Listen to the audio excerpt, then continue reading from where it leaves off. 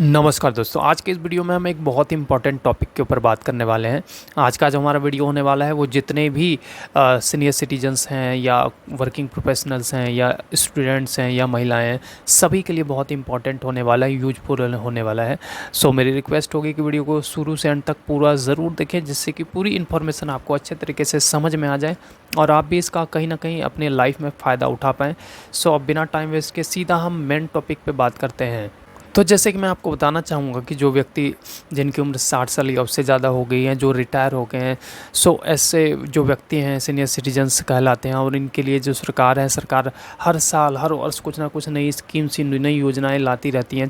क्योंकि जो व्यक्ति रिटायर हो गया जिनकी उम्र 60 साल या उससे ज़्यादा हो गई है, तो इस पर्टिकुलर एज में आकर के उनकी इनकम जो है कहीं ना कहीं कम हो जाती है और उनकी कार्य करने की क्षमता भी कहीं ना कहीं घट जाती है, कम हो जाती है। तो इस पर्टिकुलर एज में कहीं ना कहीं जब सरकारी हेल्प मिलती है, कुछ ना कुछ जो योजनाएं हैं, स्कीम्स हैं, उसके द्वारा जो सीनियर सिटीजन्स हैं उनको जो हेल्प मिलती है, तो उनसे कहीं ना कहीं उनको इस पर्टिकुलर एज में आकर के कुछ बेनिफिट होता है, कुछ उनको सहायता मिलती है, तो उनको जो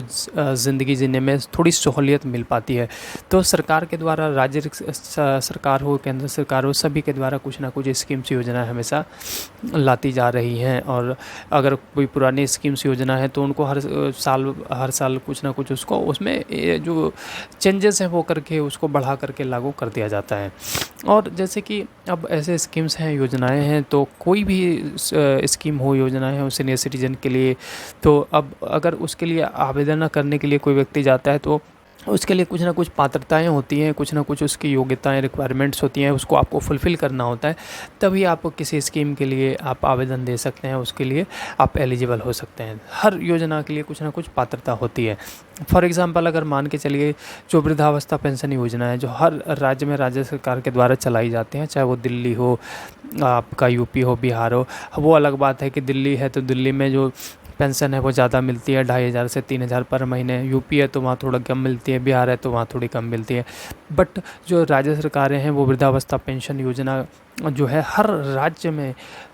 राज्य सरकारें चलाती हैं। तो अगर आप वृद्धावस्था पेंशन योजना के लिए, अगर आप कोई सीनियर सिटीजन आवेदन करने के लिए जाता है तो वहाँ पे क्या क्या रिक्वायरमेंट्स होती है। रिक्वायरमेंट्स अगर हम वहाँ पे देखें तो आपको आधार कार्ड होना चाहिए, आपके पास बैंक अकाउंट होना चाहिए, आपके पास वोटर आईडी कार्ड होना चाहिए, आपके पास रेजिडेंट सर्टिफिकेट होना चाहिए, आपके पास आय प्रमाण पत्र होना चाहिए। ये जो डॉक्यूमेंट्स हैं इसकी रिक्वायरमेंट होती है, तो आप वृद्धावस्था पेंशन के लिए आवेदन दे सकते हैं और उसके लिए एलिजिबल होकर सेलेक्ट हो सकते हैं और आपको वृद्धावस्था पेंशन योजना के तहत जो पेंशन है वो मिलना शुरू भी हो सकता है। अब आप यहाँ पे अगर देखेंगे, वृद्धावस्था पेंशन योजना के लिए जब भी आप आवेदन देने के लिए जाते हैं तो आपके पास अगर सीनियर सिटीजन कार्ड नहीं भी है तो भी आप जो अदर डॉक्यूमेंट मैंने बताए हैं उस डॉक्यूमेंट के तहत आप वृद्धावस्था पेंशन योजना के लिए आवेदन दे सकते हैं और आप सिलेक्ट भी हो सकते हैं। अब दूसरा एग्जांपल लेते हैं, अगर आप रेलवे में सफ़र करते हैं, वहाँ पे सीनियर सिटीजन कोटा के तहत आप अपने टिकट बुक किया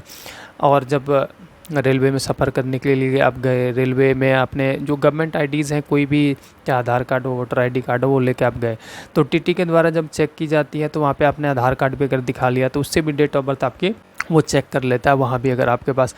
अलग से सीनियर सिटीजन कार्ड नहीं है तो भी आपका काम चल जाता है।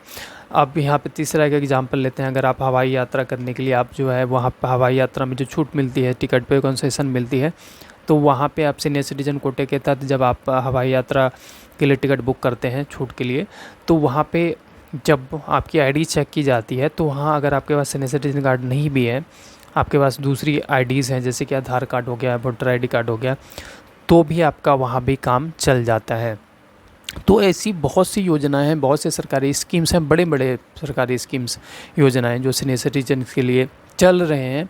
तो उसको आप बिना, जो आपके पास अगर सीनियर सिटीजन कार्ड नहीं भी है तो भी आप उसका फ़ायदा ले सकते हैं। ज़्यादा से ज़्यादा बड़ी हुई सरकारी योजनाओं का फ़ायदा आप बिना सीनियर सिटीजन कार्ड के भी आप ले सकते हैं, बट बशर्ते आपके पास इसकी जानकारी होनी चाहिए, इसकी पूरी नॉलेज होनी चाहिए। नॉलेज जब तक नहीं होगी तो आप फ़ायदा नहीं उठा पाएंगे, बट नॉलेज अगर होगी तो आप फ़ायदा बिल्कुल उठा पाएंगे। और नॉलेज के लिए या तो आप यूट्यूब से वीडियोस देखें, आप जिस भी योजना के लिए आवेदन देने के लिए जा रहे हैं, उसका लाभ लेने के लिए जा रहे हैं, तो यूट्यूब से इन्फॉर्मेशन गैदर करें वीडियो देख के, या फिर आप गूगल पे खुद आप जो सरकारी वेबसाइट है जिस योजना के लिए आप जा रहे हैं तो उसको खुद ही गूगल करके उसको उसकी पूरी डिटेल्स चेक करें, उसको पढ़ें, उसको समझें। तो जब ये पूरी उसके उसकी नॉलेज होगी आपकी उस योजना के लिए, तो जब नॉलेज होगी उसके बाद जब आप आवेदन करेंगे, उसके बाद जब आप उसको अप्लाई करेंगे तो आप कहीं न कहीं उसमें आपको बहुत ही आसानी होगी, बहुत ईज़ी होगी। और अब आप पूरी इन्फॉर्मेशन के साथ जब आवेदन देंगे तो कहीं न कहीं आप उस योजना में सेलेक्ट भी हो जाएंगे, क्योंकि नॉलेज के बिना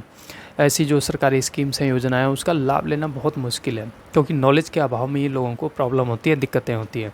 सो नॉलेज ज़रूर लें, उसके बाद ही आवेदन के लिए जाएं, तो आपका जो योजनाएं में आपका नाम ज़रूर सेलेक्ट हो जाता है। मेरा ये वीडियो बनाने का मुख्य उद्देश्य ये था कि बहुत सारे ऐसे जो सीनियर सिटीजन्स हैं जिनके पास सीनियर सिटीजन कार्ड नहीं है,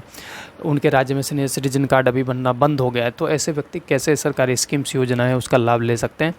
तो बेसिकली मैं इस वीडियो के माध्यम से ही बताना चाह रहा था आप लोगों को कि ज़्यादा से ज़्यादा ऐसी जो बड़ी बड़ी योजनाएं हैं, सरकारी स्कीम्स हैं, उसका आप जो बेनिफिट है बिना सीनियर सिटीजन कार्ड के भी आप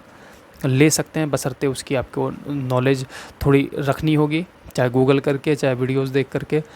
तो आप उसकी जो उसका बेनिफिट है, आप बिना सीनियर सिटीजन कार्ड के भी ज़्यादा से ज़्यादा सरकारी स्कीम्स योजनाओं का आप ले सकते हैं बहुत ही आसानी से।